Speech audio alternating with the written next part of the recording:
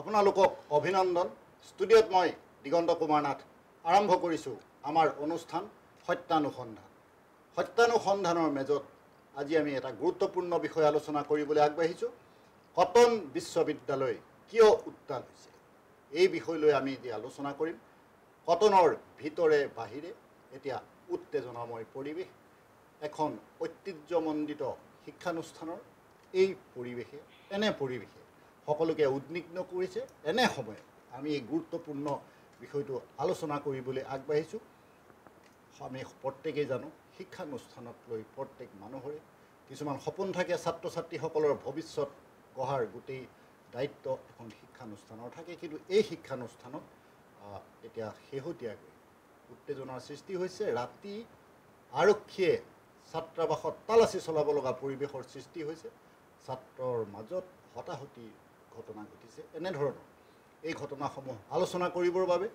Cotton বিশ্ববিদ্যালয়ৰ 3গৰাকী ছাত্ৰক আমি আমাৰ মাজলৈ আজি আমন্ত্ৰণ কৰি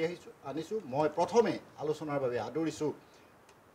কটনৰ সীতানাথ ব্ৰহ্মচৌধুৰী ছাত্ৰাবাসৰ এগৰাকী আৱাসী দীপশেখৰ কলিতা। দীপশেখৰক মই আদৰণি জনাইছোঁ। তেওঁৰ মুখেৰে আমি বহুখিনি কথা জানিব লগা আছে। একে সময়তে মই আদৰিছোঁ শিক্ষা বিভাগৰ 3য় ষাণ্মাসিকৰ ছাত্ৰ কপিল দেৱগোস্বামী। কপিলকো আদৰিছোঁ। আৰু মই আদৰিছোঁ যোগাযোগ আৰু সাংবাদিকতা বিভাগৰ 5ম ষাণ্মাসিকৰ ছাত্ৰ তন্ময়।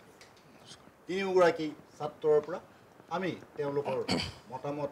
তেওঁলোকৰ অভিমত আমি আপোনালোকক জনোৱাৰ প্ৰয়াস কৰিম। আমি আলোচনালৈ যোৱাৰ ঠিক পূৰ্বে এই বিতৰ্কৰ মাজলৈ আমি আপোনালোককো আনিছোঁ। আমি এটা ঘটনা শেহতীয়াকৈ সংবাদ মাধ্যমত সকলোৱে প্ৰত্যক্ষ কৰি আছোঁ। দেৱাশিষ বৰ্মন নাম এই ছাত্ৰজনক এটা ছাত্ৰাবাসত প্ৰহাৰ কৰা বুলি এটা বিপুল অভিযোগ উঠিছে। এই অভিযোগৰ পাছত সেই ছাত্ৰজনে পাণবজাৰ আৰক্ষী চকীত এজাহাৰ দাখিল কৰাৰ পৰৱৰ্তী সময়ত আৰক্ষীৰ অভিযান চলিছে ছাত্ৰাবাসটোত। আৰু এনেধৰণৰ ঘটনাবিলাক হৈছে। কালিৰ দিনটোত সংবাদ মাধ্যমৰ আগত এইগৰাকী ছাত্ৰ বৰ্মনে কি মন্তব্য প্ৰকাশ কৰিছে সেয়া প্ৰথমে আপোনালোকক শুনি ল'বলৈ আহ্বান। পৰহি আমি অৰ্থাৎ 7 তাৰিখে সন্ধিয়া 6:30মান বজাত আমাৰ ইয়াতে কটনৰ কাষতে থকা যি ফুডষ্টল সময়ত পূৰ্বত মই বহি খাই থকা অৱস্থাতে 10-12জন ল'ৰা আহি আচলতে লৈ গৈছিলে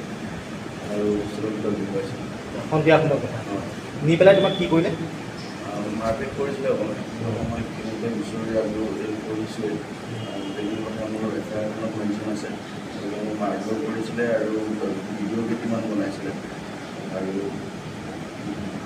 মানে ভিডিঅ'ত কেনেকুৱা ভিডিঅ' বনাইছিলে? মোক জোৰ জবৰদস্তি দুটামান কথা খুৱাইছিলে। আৰু কি কি খুৱাইছিলে সেইখিনি মই ধুনীয়াকৈ এফআইআৰ কৰি থোৱা আছে। আৰু মানে মই তেওঁলোকৰ আচলতে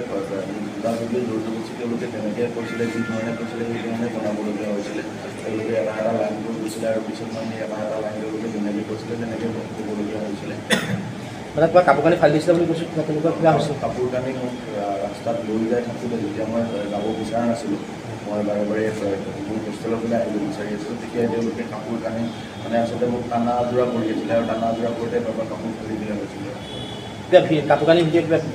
পুৰি পেলাই কিবা ভিডিঅ' কৰা সেইটো নহয় ন? নাই নাই, কাপোৰ একচুৱেলি একো ভিডিঅ' কৰিব মানে নাই নাই, অশ্লীল ভিডিঅ' একো নাই। বৰঞ্চ মোৰ ফালা কাপোৰটো ইয়াতে বেলেগ এটা চাৰ্ট পিন্ধাই দিছিলে ভিডিঅ' বনাবৰ বাবে।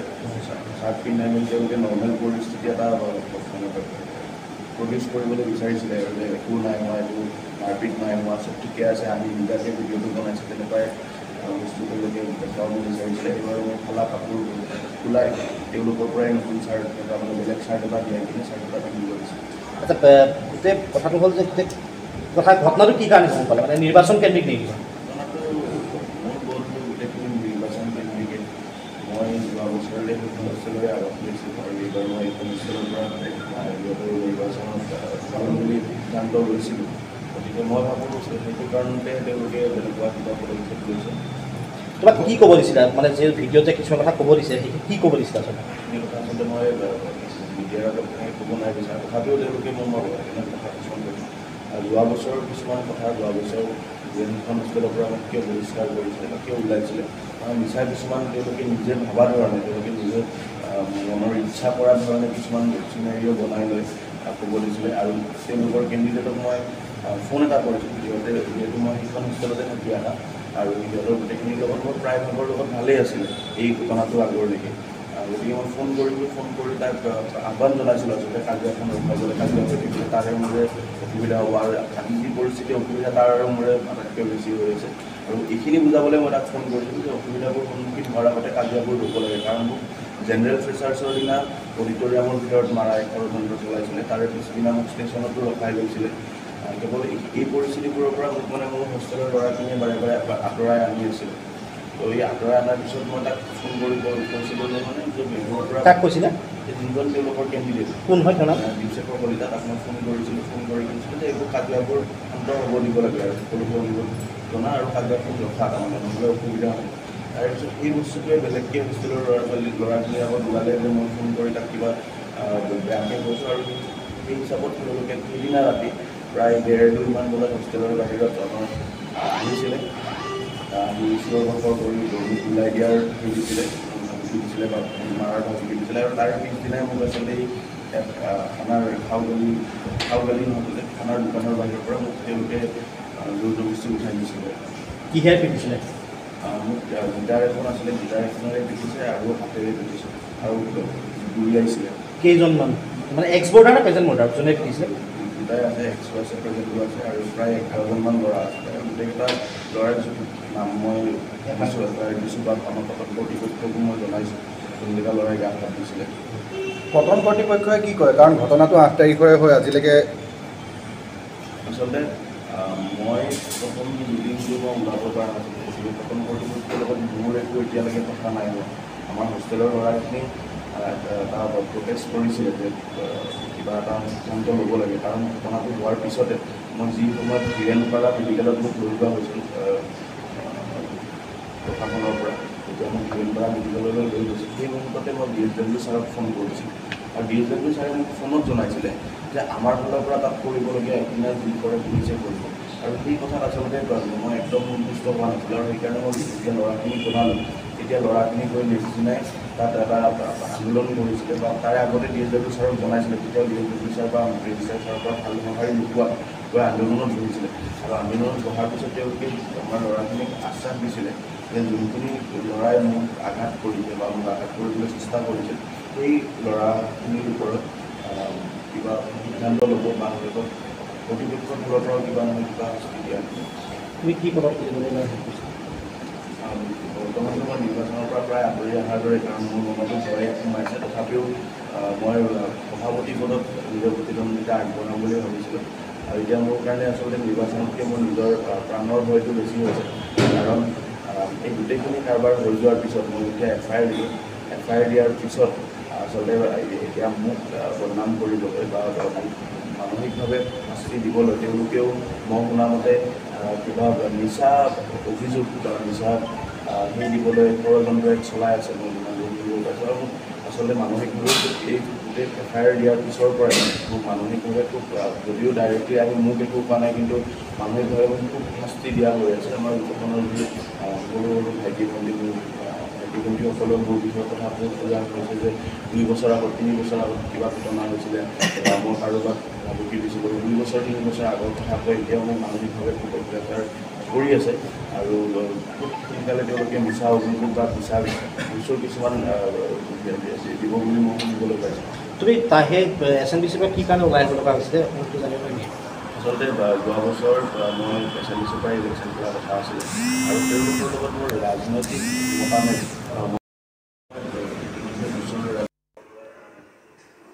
দেৱাশিষ বৰ্মনৰ মন্তব্য আপোনালোকে শুনিলে বহুকেইটা অভিযোগ তেখেতে উত্থাপন কৰিছে অভিযোগ আৰু প্ৰতি অভিযোগ এনেদৰেই বৰ্তমান সময়ত কটন বিশ্ববিদ্যালয়ত পৰিৱেশ বৰ্তি আছে পৰিৱেশ চলি আছে মই এইখিনিতেই আপোনালোকক জনাব বিচাৰিছোঁ যে দেৱাশিষ বৰ্মন তেখেতক আমি আজি এই অনুষ্ঠানলৈ আমন্ত্ৰণ কৰিছিলোঁ কিন্তু বিশেষ অসুবিধাবশতঃ তেখেত আহিব নোৱাৰিলে তেখেত অহা হ'লে এই কথাখিনি স্পষ্ট কৰিবলৈ আমাৰ হাতত আৰু যথেষ্ট অৱকাশ আছিল আৰু আপোনালোকক জনোৱাৰ বাবেও আমাৰ হাতত বহুখিনি সুবিধা আহিলেহেঁতেন, তেখেত নাহিলে। কিন্তু তেখেতে যিগৰাকী ছাত্ৰলৈ ফোন কৰাৰ কথা কৈছে দীপশেখৰ কলিতা, তেখেত আমাৰ মাজত আছে। আমি তেখেতৰ ওচৰলৈ যাম, তেখেতৰ পৰা আমি এইখিনি কথা জনাৰ প্ৰয়াস কৰিম। কাৰণ দেৱাশিষ বৰ্মনে এটা কথা কৈছে, 2-3 বছৰ আগৰ কথা কৈ তেখেতক মানসিক হাৰাশাস্তি কৰা বুলি উল্লেখ কৰিছে। আৰু 2-3 বছৰ আগত সীতানাথ ব্ৰহ্ম চৌধুৰী ছাত্ৰাবাসৰ এগৰাকী আৱাসী আছিল দেৱাশিষ বৰ্মন। এই সমগ্ৰ ঘটনা সন্দৰ্ভত দীপশেখৰে কি কয়? আচলতে তেখেতে নিজৰ বক্তব্যত এটা কথা দাঙি ধৰিলে যে ঘটনাখিনি সম্পূৰ্ণৰূপে নিৰ্বাচন কেন্দ্ৰিক। ময়ো সেই কথাটো পুনৰ এবাৰ ক'ব বিচাৰিম যে এই গোটেই ঘটনাখিনি সম্পূৰ্ণৰূপে নিৰ্বাচন কেন্দ্ৰিক। কিয়নো 24 ছেপ্টেম্বৰত আপোনালোকৰ ভোটদান হয়, আমাৰ 16 তাৰিখে নমিনেশ্যন আছে, 24 তাৰিখে আমাৰ বিশ্ববিদ্যালয়ৰ CU/SU ইলেকশ্যনছৰ ভোটদান হ'ব, ভোটদান প্ৰক্ৰিয়া হ'ব। এই গোটেই ঘটনাখিনি সম্পূৰ্ণৰূপে নিৰ্বাচন কেন্দ্ৰিক। আৰু মই লগতে এটা শব্দ জড়িত কৰিব বিচাৰিম, এক নিৰ্বাচন কেন্দ্ৰিক ষড়যন্ত্ৰ। কাৰণ তেখেতে এটা সময় কৈছে 8 তাৰিখে 6-7 বজামানৰ কথা, সন্ধিয়া সময়ৰ কথা। 8 তাৰিখে 6-7 বজাৰ সময়ত কি হৈছিল মই আপোনালোকক এটা বিৱৰণ দাঙি ধৰিব বিচাৰিম। 8 তাৰিখে মই মোৰ আৱাসৰ এজন কনিষ্ঠ আৱাসী অবিনাশ বৰাৰ লগত মই গৈছিলোঁ উলুবাৰীৰ লেন্সকাৰ্টত চশমা ঠিক কৰিবৰ কাৰণে। তাৰ কেমেৰাত হয়তো চালে এই ঘটনা প্ৰতিফলিত হ'ব। আৰু আৰক্ষীৰ ওচৰতো এই কথা আমাৰ দ্বাৰা লিখিতভাৱে প্ৰকাশ কৰা হৈছে। তাত থকা অৱস্থাতে মোলৈ এটা কল আহে যে আমাৰ ছাত্ৰাবাসৰ সন্মুখত পুলিচ জমা হৈছে। মই ছাত্ৰাবাসলৈকে ঘূৰি আহোঁতে মই ৰাস্তাত পুলিচ আৰক্ষী বিষয়াসকলক লগ পাওঁ। তাৰপিছত মই হোষ্টেলৰ ভিতৰলৈ যেতিয়া সোমাই আহোঁ, নেক্সট ডে আমাৰ হোষ্টেলৰ ফ্ৰেছাৰ্ছ আছিল, নৱাগত আদৰণি সভা, তাৰে প্ৰিপাৰেশ্যন চলি থকা দেখা পাওঁ। কিন্তু সেই সময়ত আৰক্ষী প্ৰশাসনে হাল্লা কৰি আছিল আমাৰ হোষ্টেল গেটৰ বাহিৰত। সেই কথাও মই উল্লেখ কৰিব লাগিব। আৰু লগতে তেওঁ যিখন হোষ্টেলক নিজৰ হোষ্টেল বুলি কৈ আছে, আচলতে সেই ব্যক্তিজন আমাৰ সীতানাথ ব্ৰহ্মচৌধুৰী নৱছাত্ৰাবাসৰ এবছৰ আগতে আৱাসী আছিল। কিন্তু তাত বাহিৰে তেখেতৰ অইন কোনো হোষ্টেলত বৰ্তমান সময়ত এনৰোলমেণ্ট নাই, সেইটো কথাও মই জনাই দিব বিচাৰিম। সেই হোষ্টেলৰ আৱাসীসকল আমাৰ হোষ্টেলৰ সন্মুখত থিয় হৈ হাল্লা কৰি আছিল। কিন্তু যেতিয়া এই FIR-খন ৰুজু হয়, তাত কিন্তু মোৰ নামটোৱে প্ৰথম আহিছে। ঘটনাস্থলীত উপস্থিত নথকা ব্যক্তি এজনৰ নাম যদি FIR-খনত প্ৰথমতে আহে, তেতিয়াহ'লে আপোনালোকে নিশ্চয় গম পাইছে ঘটনাটো কিমান সত্য আৰু কিমান নিৰ্বাচন কেন্দ্ৰিক। আৰু লগতে তেখেতে কেইদিনমান আগৰ ঘটনা এটা কথা কৈছে, ৰাতি মোক কল কৰি জনোৱাৰ কথা কৈছে। ৰাতি 3 বজাত তেখেতে নিচাসক্ত অৱস্থাত মোলৈ কল কৰিছিল। কল কৰি ভাবুকি দিয়ে যে আমাৰ হোষ্টেলৰ পৰা কোনো ধৰণৰ একো বস্তু প্ৰকাশ কৰা হোৱা নাছিল। তেওঁ মেনশ্যন কৰিছে যে আমাৰ হোষ্টেলৰ পৰা যদি কোনো ধৰণৰ তেওঁৰ বিষয়ে তথ্য ফাদিল কৰা হয়, কিবা প্ৰকাশ কৰা হয়, তেনেহ'লে তেওঁ আমাক চাই ল'ব, তেনেধৰণে ভাবুকি দিছিল। সেইখিনিয়ে মই জনাব বিচাৰিম। এইখিনি মোৰ জ্ঞাত কথা। বাকী গোটেই আপোনালোকে যিমানখিনি ভেকু ভাওনা দেখিলে, এইখিনি এক সম্পূৰ্ণৰূপে ৰাজনৈতিক নিৰ্বাচন কেন্দ্ৰিক ৰাজনৈতিক ষড়যন্ত্ৰ এটা। দীপশেখৰক ধন্যবাদ জনাইছোঁ। আৰু জনাই মই তেখেতক এটা কথা সুধিব বিচাৰিছোঁ, আপুনি যিহেতু সীতানাথ ব্ৰহ্ম চৌধুৰী ছাত্ৰাবাসৰ আৱাসী, আপুনি এটা কথা স্পষ্ট কৰি ক'ব পাৰিব নেকি যে দেৱাশিষ বৰ্মন কি কাৰণে সেই হোষ্টেলৰ পৰা ওলাইছিলে, সেই ঘটনাৰ বিষয়ে যদি অকণমান কয়। আচলতে মই কেমেৰাৰ সন্মুখত এনেধৰণৰ কথা কোৱাৰ পৰা বিৰত থাকিব বিচাৰিছোঁ। কাৰণ ইয়াতে বহি মই গোটেই ৰাজ্যৰ পাব্লিকৰ সন্মুখত এনেধৰণৰ কিবা এটা কথা কোৱা মানে তেওঁৰ বিৰুদ্ধে ডিফেমেশ্যনৰ দৰে হ'ব। মই তেখেতক কোনো ধৰণে ব্যক্তিগতভাৱে আঘাত কৰিব বিচৰা নাই, ব্যক্তিগতভাৱে তেখেতক কেন্দ্ৰ কৰি কোনো ধৰণৰ বক্তব্য দিব বিচৰা নাই। এগৰাকী ছাত্ৰৰ বিপৰীতে আন এগৰাকী ছাত্ৰৰ এই সমমৰ্মিতা যথেষ্ট আদৰণীয়। আৰু দীপশেখৰক মই ধন্যবাদ জনালোঁ। মই এতিয়া আহিছোঁ কপিল দেৱগোস্বামীৰ ওচৰলৈ, আৰু কপিলক এই ঘটনা সন্দৰ্ভত মই সুধিব বিচাৰিম কেইটামান কথা। কাৰণ কটন বিশ্ববিদ্যালয়ৰ ছাত্ৰ একতা সভাৰ নিৰ্বাচন অনুষ্ঠিত হ'ব 24 ছেপ্টেম্বৰত ছাত্ৰ একতা সভাৰ নিৰ্বাচন 16 ছেপ্টেম্বৰত মনোনয়ন পত্ৰ দাখিল কৰা হ'ব একেদিনাই গোটেই নমিনেশ্যনখিনি দাখিল কৰিবলৈ নিৰ্দেশ দিয়া হৈছে এই জাননীখন মোৰ হাতত আছে এই নটিছখন আছে 25 ছেপ্টেম্বৰৰ দিনাখনেই কাউণ্টিং হ'ব ভোট গণনা হ'ব আৰু সেইদিনাখন ৰিজাল্ট দিয়া হ'ব আৰু 26 ছেপ্টেম্বৰৰ দিনা শপত গ্ৰহণ অনুষ্ঠানো অনুষ্ঠিত হ'ব এই ধৰণে কৰ্তৃপক্ষই জাননী জাৰি কৰিছে আৰু ইয়াৰ পৰৱৰ্তী সময়তে বিশ্ববিদ্যালয়ৰ চৌহদত এনেধৰণৰ অভিযোগ প্ৰতি অভিযোগৰ গোটেই ঘটনাবিলাক চলিবলৈ লৈছে এই সন্দৰ্ভত শিক্ষা বিভাগৰ এজন ছাত্ৰ কপিলে কি আচলতে যদি মই কথাটো ক'ব যাওঁ মই আজি কথাটো ক'বলৈ এইকাৰণে ভাল পাইছোঁ যে মই কোনো হোষ্টেলাৰ নহয় মই নন হোষ্টেলাৰ হিচাপে মই ক'ব বিচাৰিম আচলতে কোনখন হোষ্টেলৰ কোনজন আৱাসীক কোনে কেনেকৈ নি পেলাই পঢ়াৰ কৰিছে সেয়া আচলতে বিচাৰ্য বিষয় নহয় কাৰণ বিচাৰ্য বিষয় এইটোহে যে যদি সঁচাকৈ কোনোবা এগৰাকী আৱাসীক যিকোনো কাৰণত হ'ব পাৰে সেয়া নিৰ্বাচন কেন্দ্ৰিক হওক বা অন্য কিবা কাৰণতে হওক যদি আৱাসত যেনেকৈ যদি যিটো মুভ কালচাৰ যিটো আমি কেইজনমান ল'ৰা গুণ্ডাৰ দৰে গৈ পেলাই যদি এনেকৈ উঠাই নি পেলাই যদি পিটন দিছে বা কিবা মাৰধৰ কৰিছে প্ৰহাৰ কৰিছে এয়া সঁচাকৈ ধিক্কাৰজনক সেয়া কেৱল মাত্ৰ সীতানাথ ব্ৰহ্ম চৌধুৰীয়ে নহওক কিয় সেয়া SRB হোষ্টেল ৰঞ্জিত বৰপূজাৰী যোন হোষ্টেলেই নহওক এয়া আচলতে একেবাৰে ঘটনাটো ধিক্কাৰজনক কটনৰ ৰাজনীতিত বা কটনৰ নিৰ্বাচনৰ সেই সময়ছোৱাত কটনৰ সেই নিৰ্বাচন কেতিয়াও কাৰো জীৱনৰ লগত খেলা কৰা বিষয় হ'ব নালাগে কটনৰ ৰাজনীতি সেই নিৰ্বাচনৰ সময়খিনিহে থাকিব লাগে কিন্তু সেই কটনৰ নিৰ্বাচনে যদি কাৰোবাৰ জীৱনত যদি কিবা আঘাত কৰিছে কাৰোবাৰ যদি প্ৰাণলৈ ভাবুকি নিছে এয়া কিন্তু বিচাৰ্য মানে একদম গৰিহণাযোগ্য গতিকে তেনে এটা সময়ত যদি কোনোবা এখন হোষ্টেলৰ আৱাসী এগৰাকীক অন্য এখন হোষ্টেলত যদি মাতি নিয়ে যেনেকৈ প্ৰহাৰ কৰে এয়া সম্পূৰ্ণৰূপে গৰিহণাযোগ্য কিন্তু এই বিষয়ত মই মত দিয়াতকৈ যিহেতু হোষ্টেল দুখনৰ ভিতৰৰ কথা আমি জ্ঞাত নহয় নন হোষ্টেলাৰ হিচাপে গতিকে এই ক্ষেত্ৰত বেছি গভীৰতালৈ যোৱাটো মোৰ ভুল হ'ব আৰু যিহেতু এই বিষয়টো ইতিমধ্যে আপুনি যিহেতু আগত এটা বাইট দেখুৱাই দিলে যে দেৱাশিষ বৰ্মন ইতিমধ্যে এজাহাৰ দাখিল কৰিছে গতিকে সম্পূৰ্ণ বিষয়টো আইনী ব্যৱস্থাৰ আওতাত আছে গতিকে আইনী ব্যৱস্থাৰ আওতাত থকা বিষয় এটাত এগৰাকী কটনেন হিচাপে বা এগৰাকী সাধাৰণ ছাত্ৰ হিচাপে যদি মই ক'বলৈ যাওঁ এয়া আচলতে মোৰ বাবে ভুল হ'ব গতিকে আইনৰ দৃষ্টিত বা প্ৰশাসনে যি ব্যৱস্থা গ্ৰহণ কৰে আমি সেই ব্যৱস্থাটোহে বিচাৰিছোঁ কিন্তু আমি এটা কথা বিচাৰিছোঁ এগৰাকী কটনেন হিচাপে যে অলৰেডি ইতিমধ্যে মই ক'লোৱেই যে কোনো হোষ্টেলত এনেকুৱা ধৰণৰ ঘটনা হ'ব নালাগে অনাগত দিনত নিৰ্বাচন কেন্দ্ৰিকেই হওক অথবা অন্য ধৰণৰ কিবা ঘটনাই হওক যিটো মুভ কালচাৰ হৈছে যিটো কেইজনমান এটা গোটেই গৈ পেলাই কোনোবাক পিটন দিব কোনোবাক প্ৰহাৰ কৰিব এনেধৰণৰ ঘটনা কেৱল সীতানাথ ব্ৰহ্ম চৌধুৰীয়ে নহওক SRBয়ে নহওক RKBয়ে নহওক MNDBয়ে নহওক কটনৰ কোনো হোষ্টেলত এনেকুৱা ধৰণৰ ঘটনা নহওক আমি সেইটোহে কামনা কৰোঁ ধন্যবাদ জনাইছোঁ কপিলে যথেষ্ট গুৰুত্ব সহকাৰে এইখিনি কথা কৈছে কিন্তু কপিলক মই এটা কথা কওঁ যে এনেধৰণৰ ঘটনাবিলাক যেতিয়া হয় আৰক্ষীৰ তদন্তৰ আওতালেতো গোটেইখিনি কথাই আহিব এজাহাৰ দাখিল কৰাৰ পাছত আৰক্ষী আহিছে সেই কথাও আমি সকলোৰে জ্ঞাতাৰ্থে আমি জনাইছোঁ আৰক্ষীয়ে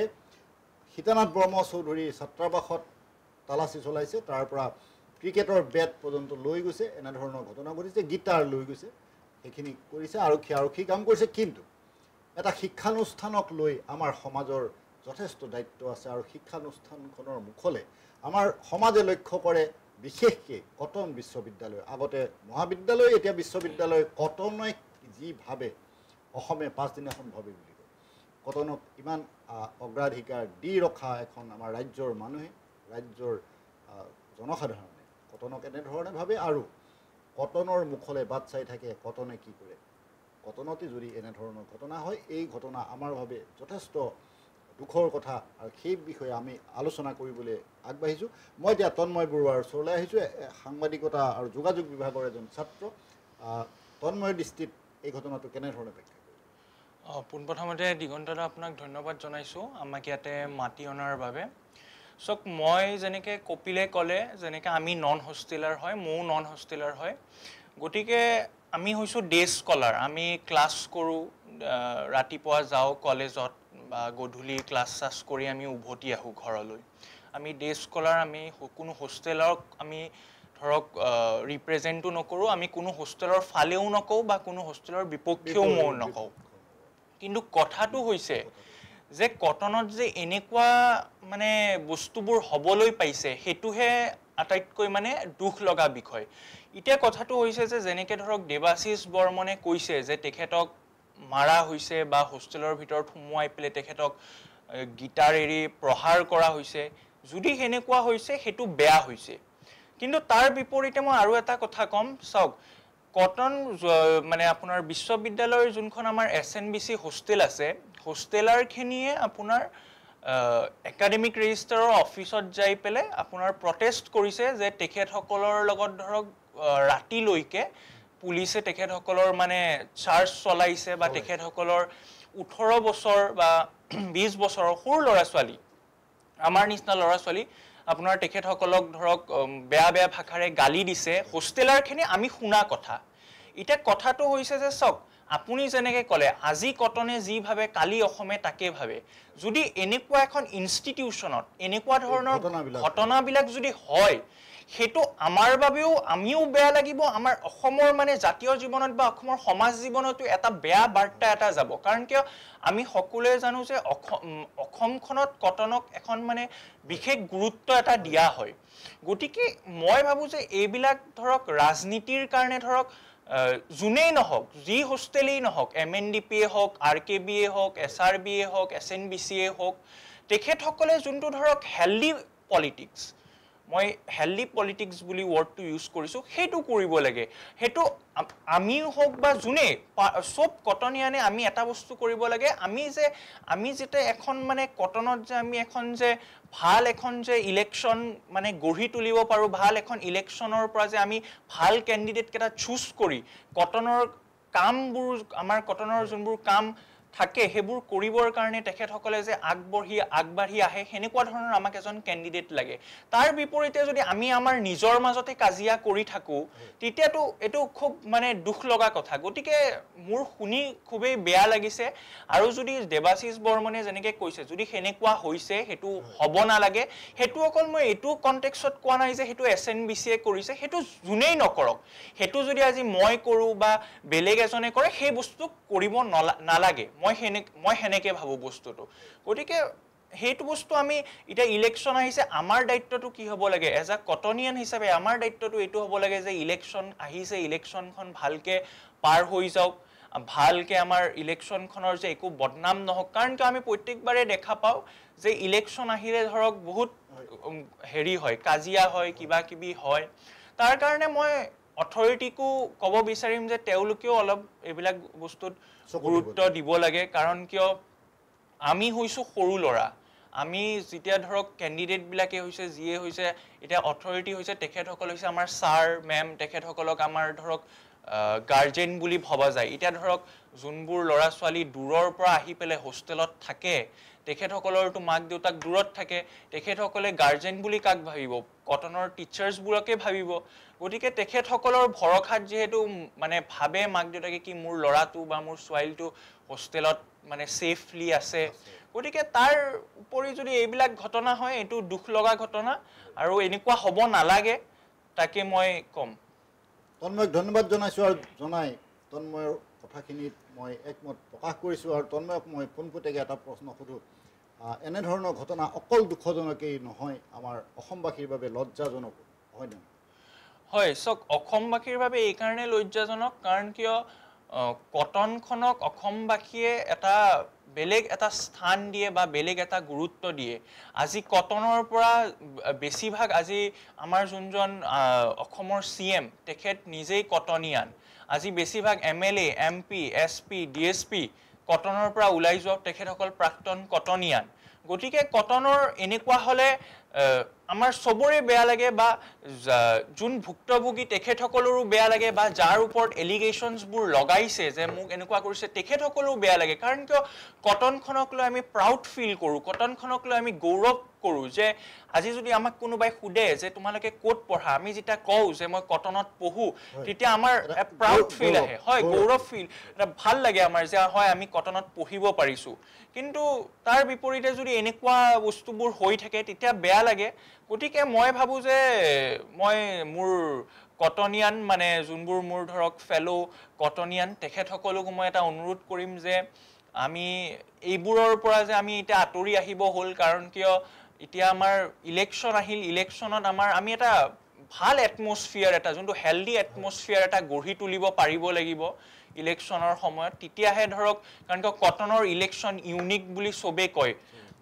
কটনৰ ইলেকশ্যনক লৈ ধৰক বহুত এটা মহত্ব আছে যেনেকৈ ধৰক আজি এনেকুৱাও মই কোৱা শুনিছোঁ যে অসমৰ যদি আমাৰ যোনটো জেনেৰেল ইলেকশ্যন তাৰ পিছতে কটনৰ ইলেকশ্যনক ৰখা হয় কাৰণ কটনৰ ইলেকশ্যনত যোনে GS হয় বা প্ৰেচিডেণ্ট হয় তেখেত ফিউচাৰ CM বা ফিউচাৰ তেখেতৰ পলিটিক্সৰ কেৰিয়াৰ তাৰ পৰাই ষ্টাৰ্ট হোৱা বুলি কয় গতিকে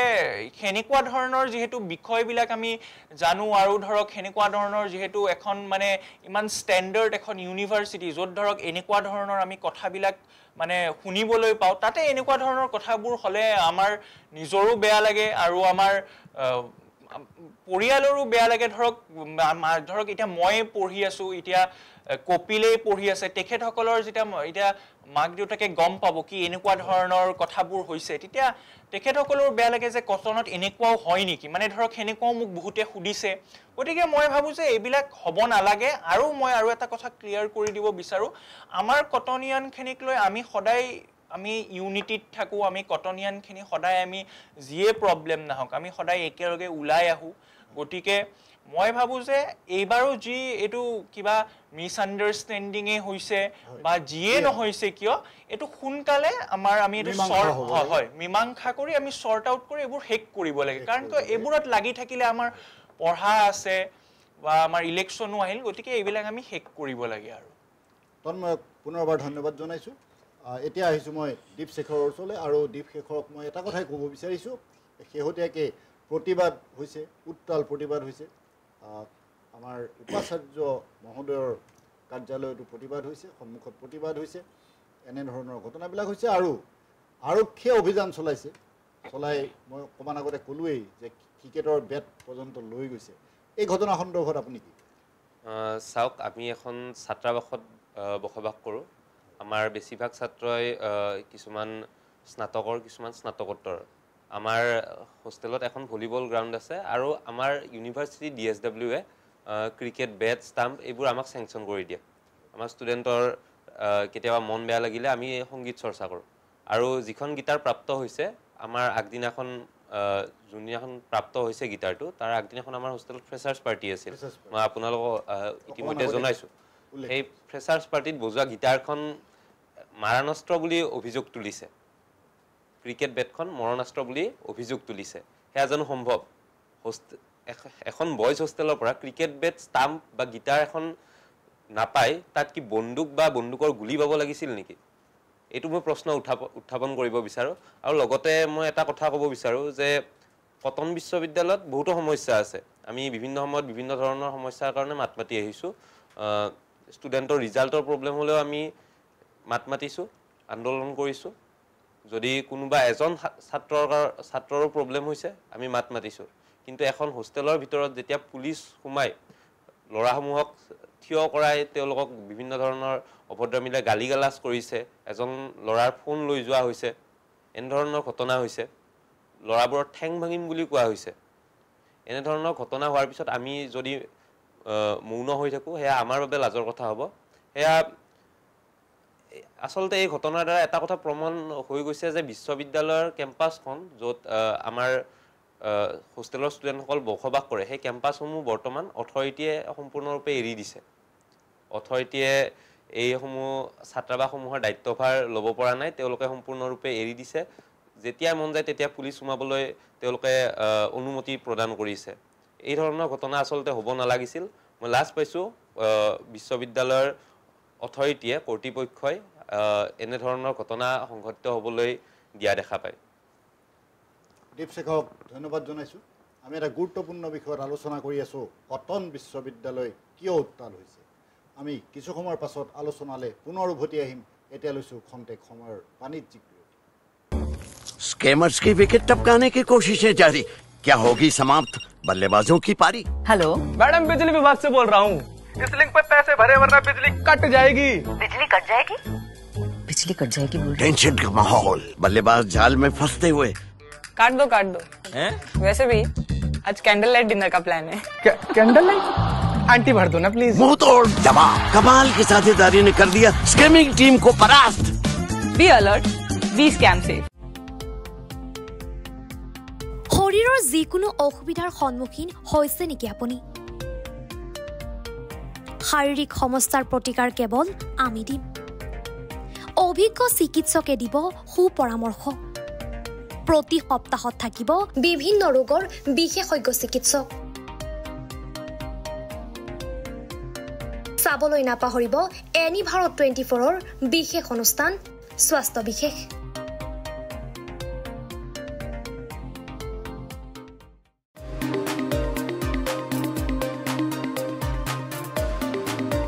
আপোনাৰ ঘৰখন আৰু অফিচটো চালে চকুৰুৱাকৈ সজাওক আজি আহক সকলো ধৰণৰ অত্যাধুনিক ফাৰ্নিচাৰৰ বাবে সিটি ফাৰ্নিচাৰ 6 মাইল গুৱাহাটী আমাৰ ঠিকনা 6 মাইল পাঞ্জাবাৰী ৰোড পুৰবিটাৰীৰ সন্মুখত গুৱাহাটী আমাৰ যোগাযোগ নম্বৰ 9435013969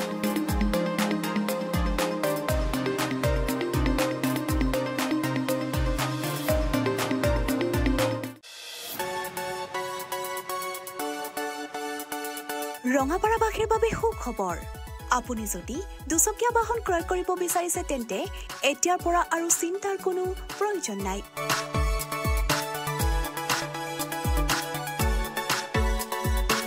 আপুনিও আহিব পাৰে DBP associate Bajaj two wheeler ডিলাৰলৈ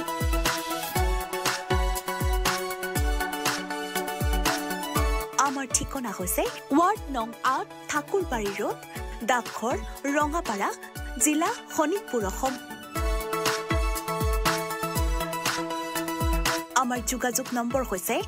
9435707133 আৰু 9707967285 बिजनेस रजिस्टर हो गया? यस सिर्फ करंट अकाउंट बाकी है करंट अकाउंट के लिए तो SBI बेस्ट है यूएस मशीन मिलेगा और QR कोड भी best cash deposit limit east और वेस्ट इंडस्ट्री में बेस्ट सबको पता है SBI करंट अकाउंट बेस्ट है सबको पता है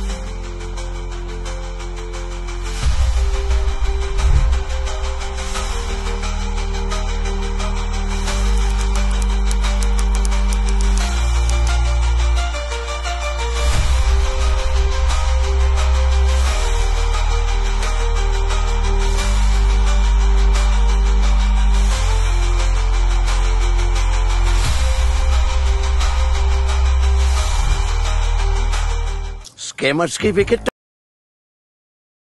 আলোচনালৈ উভতি আহিছোঁ। আমি এটা গুৰুত্বপূৰ্ণ বিষয়ত আলোচনা কৰি আছোঁ। কটন বিশ্ববিদ্যালয় কিয় উত্তাল হৈছে? ৬,২৮৮ গৰাকী ছাত্ৰ ছাত্ৰীয়ে অধ্যয়ন কৰি আছে এইখন বিশ্ববিদ্যালয়। ইয়াত এনেধৰণৰ ঘটনাবোৰ এতিয়া ঘটিছে। ৬,২৮৮ গৰাকী ল'ৰা ছোৱালী ছাত্ৰ ছাত্ৰী অধ্যয়ন কৰি থকা এখন বিশ্ববিদ্যালয়ৰ সৈতে কিমান অভিভাৱক কিমান পৰিয়াল জড়িত হৈ আছে, কিমান পৰিয়ালৰ সপোন তাত নিহিত হৈ আছে সেই কথা সহজেই অনুভৱ কৰিব পৰা। এতিয়া মই আহিছোঁ কপিল দেৱ গোস্বামীৰ ওচৰলৈ আৰু কপিলক মই এই কথা সুধিব বিচাৰিছোঁ, এনে এখন বিশ্ববিদ্যালয়ত এনে এখন উচ্চ শিক্ষানুষ্ঠানত নিৰ্বাচন আহিলে এনেধৰণৰ ঘটনাবোৰ যদি ঘটিবলৈ লয়, অভিযোগ প্ৰতি অভিযোগ বা বিভিন্ন হিংসাত্মক কাৰ্যকলাপ যদি ঘটিবলৈ লয়, এইটো খুবেই বেয়া কথা। আপুনি কি কয়? হয়, আপোনাৰ গোটেই প্ৰশ্নটোৰ উত্তৰ মই বিতংক দিয়াৰ পূৰ্বে মই দুটা কথা স্পষ্ট কৰিব বিচাৰিছোঁ। বিৰতিৰ আগমুহূৰ্তত দীপশেখৰ দাই এটা কথা ক'লে যে কটন বিশ্ববিদ্যালয়ৰ ছাত্ৰাবাসত গীটাৰ বা যিসমূহ ষ্টাম্প বা বেট পোৱা যায়, কিন্তু কথাটো হৈছে আমি দেখা পাওঁ যে কটন বিশ্ববিদ্যালয়ৰ নিৰ্বাচন আহিলেই কোনো এখন হোষ্টেললৈ শিলগুটি নিক্ষেপ কৰা হয়, আনকি সুৰাৰ বটলো নিক্ষেপ কৰা হয়। এতিয়া কথাটো হৈছে ছাত্ৰাবাসত গীটাৰ ষ্টাম্প বেট থকাটো কোনো ডাঙৰ স্বাভাৱিক কথা, কিন্তু তাৰ আৱাসীখিনি মই কোৱা নাই যে মই আজি SNBC টাৰ্গেট কৰি কথাখিনি কোৱা নাই। মই কৈছোঁ যিকোনো হোষ্টেল, প্ৰতিখন হোষ্টেলত সেই গীটাৰ ষ্টাম্প বা বেট থাকিব পাৰে, কিন্তু সেই গীটাৰ ষ্টাম্প বেটক কি ৰূপে ব্যৱহাৰ কৰিছে আৱাসীখিনিয়ে সেইটো আচলতে গুৰুত্বপূৰ্ণ কথা। দ্বিতীয়তে তেখেতে আৰু এটা কথা ক'লে যে আজি পুলিচ সোমাই আজি হোষ্টেলৰ ল'ৰাক ভাবুকি দিছে, যিটো কৰ্তৃপক্ষৰ হেমাহিৰ বাবে বা অথবা কৰ্তৃপক্ষই আজি হোষ্টেলখন এৰি দিছে, যাৰ বাবে পুলিচ সোমাব পাৰিছে। মোৰ কথাটো এইটোৱেই যে যদি আজি পুলিচ সোমাইছে কাৰণে আজি কৰ্তৃপক্ষক দুখ দিয়া হৈছে, তেনেহ'লে আজি যিসকল ছুপাৰ ছিনিয়ৰ দাদাবিলাকে আহি ৰাতি হোষ্টেলত মদৰ আড্ডাত বহে, সুৰাৰ আড্ডাত বহে, জুনিয়ৰখিনিক এটা বেয়া ৰাস্তাত লৈ যাব ধৰিছে, যে সুৰাৰ আড্ডাত লৈ যাব বিচাৰিছে, তেনেহ'লে সেই ছুপাৰ ছিনিয়ৰখিনিক অহাৰ ক্ষেত্ৰত কিয় আজি হোষ্টেলখিনি নিমাত? এইটো মোৰ দ্বিতীয় কথা। কাৰণ যদি পুলিচ সোমোৱাৰ কাৰণে অথৰিটিয়ে যদি এটা ৰুল কৰিব যে পুলিচ সোমাব নোৱাৰে বুলি, তেনেহ'লে অথৰিটি এইটোও ৰুল কৰি দিয়ক যে কোনো ধৰণৰ ছুপাৰ ছিনিয়ৰ সোমাই পেলাই সুৰাৰ আড্ডাত বহি পেলাই জুনিয়ৰখিনিক নষ্ট কৰিব নোৱাৰে, জুনিয়ৰখিনি যি ভৱিষ্যত সেই ভৱিষ্যতে নষ্ট কৰিব নোৱাৰে, তাৰ কথা গোটেই স্পষ্ট কৰি দিয়ক। এতিয়া আপুনি যিটো কথা ক'লে যে কটন নিৰ্বাচনৰ কথাটো, কটনৰ নিৰ্বাচন আহিলে আমি দেখা পাওঁ এটা উত্তালময় পৰিৱেশ। আজি কটনত যদি এটা উত্তালময় পৰিৱেশৰ মাজত নিৰ্বাচন হয়, তেনেহ'লে গমেই পোৱা যায় যে কটনৰ ছাত্ৰবাসীখিনিয়ে কেৱল মাত্ৰ নিৰ্বাচন কেন্দ্ৰিক নেকি? কটনত আমি দেখিছোঁ যে কটনত আমি যিমানখিনি ছাত্ৰ এটা সপোন লৈ পঢ়িম বুলি আমি দেখিছোঁ, সিমানখিনি সপোন লৈ কটনত ইলেকশ্যন খেলিম বুলি ছাত্ৰ আহে। এইটো আমি একেবাৰে স্পষ্ট কথা। আমি দেখিছোঁ কটনত ইলেকশ্যন খেলিম বুলি, মই এইবাৰ GS খেলিম, এইবাৰ প্ৰেচিডেণ্ট খেলিম বুলি কিন্তু বহুত ষ্টুডেণ্ট আহে। এইটো একেবাৰে মানে একদম চিৰসত্য কথা। এতিয়া কথাটো হৈছে আমি কিদৰে কটন নিৰ্বাচনটো আমি বিচাৰোঁ। আমি বিচাৰিছোঁ কটনত মদ মাংস ৰাজনীতি নোহোৱা হওক। আপোনাক মই এটা বাস্তৱ উদাহৰণ দিওঁ। সেইদিনাখন মই একবাৰে স্বীকাৰ কৰিছোঁ যে মই কটন বিশ্ববিদ্যালয়ৰ SFI গোটৰ ছেক্ৰেটাৰী হয়, গতিকে মই একেবাৰে স্পষ্টভাৱে কৈ দিওঁ, সিদিনাখন আমি দীঘলীপুখুৰীৰ এটা প্ৰটেষ্ট কৰিছিলোঁ। আমাৰ প্ৰটেষ্টৰ বিষয়টো আছিল যে পৰিকল্পনাবিহীন উন্নয়নৰ কথাক লৈ, আৰু সেইখিনি সময়ত মই এগৰাকী ব্যক্তিক দেখিছিলোঁ। ব্যক্তিগৰাকী কটনৰ লগত জড়িত নহয়, তেখেত এগৰাকী নৰ্মেল বা এগৰাকী সাধাৰণ নাগৰিক। তেখেতক মই দেখিলোঁ, আমি যেতিয়া প্ৰটেষ্ট কৰি আছিলোঁ তেতিয়া আমাৰ সন্মুখত বহুতো মিডিয়া আছিলে বা মিডিয়াৰ কেমেৰা আছিলে। সেই ব্যক্তিগৰাকীয়ে হাতত 2 পেকেট চিপছ লৈ আহিছিলে, এপেকেট তেখেতে খাই আছিলে আৰু এপেকেট তেখেতে হাতত লৈ আহিছিলে। কিন্তু যেতিয়া কেমেৰাটো তেখেতলৈ ঘূৰাই দিলে, তেখেতে সেই চিপছ পেকেট ওচৰত থকা ৰাস্তাত থকা এগৰাকী শিশুক দি দিলে। অৰ্থাৎ এই বস্তুটো কি দেখালে যে কেমেৰাটো সদায় তেখেতে চিপছ পেকেট দিলে, যদি কেমেৰাত নাহিলেহেঁতেন তেখেতে কিন্তু নিদিলে হয়। এতিয়া ইলেকশ্যন অহাৰ কাৰণে দাদাবিলাকে কি কৰিছে, ভিডিঅ' বনাই ৰেল ষ্টেচনত গৈ বিৰিয়ানী বিলাইছে, ফুকপুলিচৰ ক্ষেত্ৰত গৈ ব্লেংকেট বিলাইছে, কম্বল বিলাইছে, আঁঠুৱা বিলাইছে, যিটো কথা আমি ষ্টেট ৰাজনীতি বা ষ্টেট পুলিচত দেখা পাওঁ। এতিয়া কথাটো হৈছে যিগৰাকী ব্যক্তিক ভাতৰ প্ৰয়োজন সেইগৰাকী ব্যক্তিক বিৰিয়ানী দিছে, যিখিনি শিশুক আজি শিক্ষাৰ প্ৰয়োজন সেইখিনি শিশুক আজি কি দিছে, আঁঠুৱা গৈ দিছে, কম্বল দিছে, কাপোৰ দিছে। সেইখিনি শিশুক বা সেইখিনি নাগৰিকক যদি আমি আজি দাদাবিলাকে কটন বিশ্ববিদ্যালয়ৰ যিসকল কেণ্ডিডেট, ইলেকশ্যন কেণ্ডিডেট, তেওঁলোকে যদি আজি কাপোৰ বা বিৰিয়ানী দিয়ে, তেওঁলোকৰ সমাধান বা সমস্যা সমাধান নহয়, তেওঁলোকক সমস্যা সমাধান কৰিব লাগিব, শিক্ষাৰ তাত আনিব লাগিব। আজি কেৱল মাত্ৰ কটনৰ নিৰ্বাচনৰ আগত গৈ কোনো এখন হোষ্টেলৰ কেইজনমান কেণ্ডিডেটে গৈ কাপোৰ দিব, বিৰিয়ানী দিব, তেতিয়া সেই তেওঁলোকৰ সমস্যাৰ সমাধান নহয়, আৰু সেই ভিডিঅ'টো তেখেতে নিৰ্বাচন কেন্দ্ৰিক ৰূপে এৰি দিব। এতিয়া কথাটো হৈছে আমি জানো যে তেখেতসকলে কেতিয়াও সহায় নকৰে, নিৰ্বাচনৰ আগত সহায় কৰে, আৰু সেইখিনিকে আমি যদি নৈতিকতাৰ অভাৱত, আমি যদি নিজৰ নৈতিকতা নাই, যদি কটনিয়ানৰ কোনো যদি নৈতিক দায়বদ্ধতা নাই, যদি আমি সেইখিনি শ্বেয়াৰ কৰোঁ কেৱল মাত্ৰ ভোটৰ আশা, তেনেহ'লে এয়া হৈছে আদৰ্শবিহীন ৰাজনীতি। আৰু এই আদৰ্শবিহীন ৰাজনীতি কেতিয়াও কৰিব নালাগে কটনত আদৰ্শ থাকিব লাগিব কটনিয়ানৰ আদৰ্শ থাকিব লাগিব কেৱল মদ মাংস ৰাজনীতিত উঠি ভাই যদি আদৰ্শবিহীনভাৱে যদি ৰাজনীতি কৰে কটনত তেনেহ'লে সেই ৰাজনীতিৰ কোনো মূল্য নাই মোৰ দৃষ্টিত যিটো তুমি ক'ব লাগিব আজি কি হৈছে কটন বিশ্ববিদ্যালয় এটা নেৰেটিভ সৃষ্টি কৰিছে নেৰেটিভটো এনেকুৱা নেৰেটিভ যে কটন বিশ্ববিদ্যালয়ত কেৱল ল'ৰাইহে ইলেকশ্যন খেলিব পাৰে কিয় আজি কটন বিশ্ববিদ্যালয়ত ছোৱালী ইলেকশ্যন খেলিব নিদিয়ে পাৰে সৰু পোষ্টত পাৰে আজি কিয় কটন বিশ্ববিদ্যালয়ৰ জিএছ বা প্ৰেচিডেণ্টত মহিলাক কিয় অগ্ৰাধিকাৰ দিয়া নহয় দিল্লী বিশ্ববিদ্যালয়ত যদি ছাত্ৰীয়ে যদি জিএছ খেলিব পাৰে কটনত কিয় নোৱাৰে আজি এইখন ভাৰতবৰ্ষৰ ৰাষ্ট্ৰপতি যদি দ্ৰৌপদী মুৰ্মু মহিলা হ'ব পাৰে কটনত কিয় নোৱাৰে এই নেৰেটিভটো কিয় সৃষ্টি কৰিছে আজি কিয় গাৰ্লছ হোষ্টেলক বয়জ হোষ্টেল ডমিনেশ্যন কৰি ৰাখিছে নেকি আমাৰ প্ৰশ্ন সেইটোৱে আজি কিয় NBD SKL DK নিজাকৈ সিদ্ধান্ত ল'ব পৰা নাই কিয় তেওঁলোকক কেৱল VP আৰু AGS পদ দি আছে কিয় প্ৰেচিডেণ্ট আৰু GS দিব পৰা নাই তেওঁলোকক কিয় স্বতন্ত্ৰতা দিব পৰা নাই কিয় স্বাধীন চিন্তাভাৱে চিন্তা কৰাৰ পৰা সুবিধা দিয়া হোৱা নাই আৰু যেতিয়ালৈকে কটনত এই স্বাধীন চিন্তা কৰাৰ সুবিধা দিয়া নহ'ব তেতিয়ালৈকে ৰাজনীতি আদৰ্শহীন যেতিয়া এগৰাকী ছাত্ৰ বা ছাত্ৰীয়ে যেতিয়া কিবা এটা কথা কোৱাৰ আগত সুধিব লগা হয় যে দাদাক মই সুধি লওঁ দাদাই বা কি কয় যেতিয়া বাক স্বাধীনতাৰ কথা কওঁ আমি কটনিয়ানে যে কথা ক'ম আমি কটনিয়ানে টিভিৰ আগতে হওক আমি কটনিয়ানে বহুত জেগাত কথা ক'ম যে আজি চৰকাৰখনে আমাৰ বাক স্বাধীনতা নোহোৱা কৰিছে কিন্তু সেই কটনিয়ানে কৰিছে কি সেই কটনিয়ানে যেতিয়া দাদাক সোধে যে দাদা মই কথাটো ক'ম নে অৰ্থাৎ নিজৰ নৈতিকতা নাই আজি আমি গালি পাৰোঁ মানুহখিনিক আজি আমি গাঁৱৰ মানুহক কওঁ যে গাঁৱৰ মানুহে সূতা কম্বলৰ ৰাজনীতিত বিক্ৰী যায় গাঁৱৰ মানুহে 500-1000 টকাত আজি 1250 টকা দিয়াৰ কাৰণে আজি গাঁৱৰ মানুহে বিজেপিক ভোট দিছে বুলি আমি গালি পাৰোঁ কিন্তু কটনিয়ানে কৰিছে কি আৰে তুমি নিজে আহি পেলাই তুমি হোষ্টেলত গৈ তুমি মদ মাংস ৰাজনীতি কৰিবা তুমি যোনখন হোষ্টেলত মানে ভাল মাংস দিব যোনখনত ভাল খাদ্য দিব তুমি সেইখনত গৈ ভোটটো মাৰিবা আৰু তোমাৰ নৈতিকতা কেনেকৈ থাকিব যে তুমি আজি গাঁৱৰ মানুহে গালি পাৰিবা যিখিনি মানুহৰ একো নাই গতিকে এনেধৰণৰ আদৰ্শবিহীন ৰাজনীতিত উঠি ভাহি যোৱাটো কটনিয়ানৰ এটা হৈছে চৰম বিফলতা আজি কটনিয়ানে বুজি পাব লাগিব যে আদৰ্শবিহীন কোনো ব্যক্তি জীয়াই থকা নথকা মানে